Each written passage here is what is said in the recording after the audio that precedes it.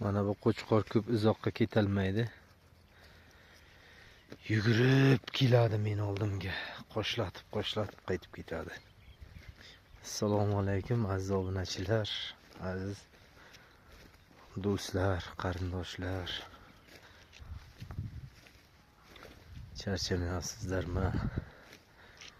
Mana bunday quyoshli kunlarda, qish faslida ham qo'ylarni olib chiqib boqamiz mana mazza qilib.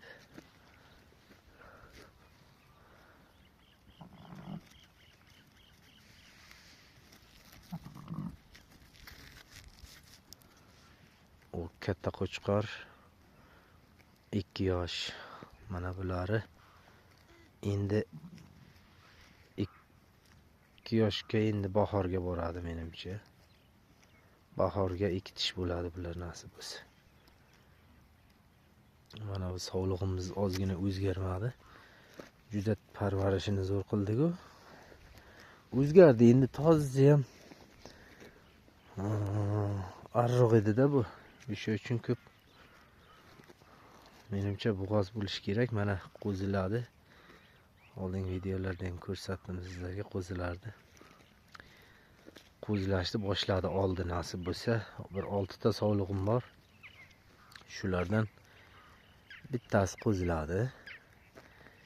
Ikkinchisi inshaalloh tayyor bo'lib turibdi. Shu ona qo'ydi yonidagi usti balandroq qo'y, ana shu nasib bo'lsa qo'zilaydi. Qo'zichoqlarimiz 2 ta. Unisi ham qo'zilasa 3 ta bo'ladi. Jim.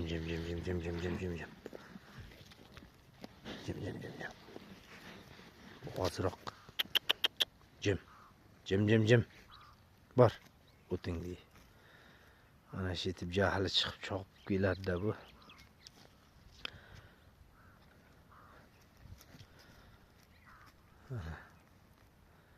Hammalaringizga a'lo kayfiyat, chiroyli tabassum tilab videomizni to'xtatamiz shu yerga. Qo'llab-quvvatlaringizda nasib bo'lsa juda chiroyli videolar chiqarib ko'rsatish ko'ngilda bor sizlarga. Baliq ovlariga boramiz. Endi mana O'zbekiston ob-havosida hozir. Endi inshaalloh qiziq jarayonlarni video qilib chiqaraveramiz sizlarga. Mana. Jim.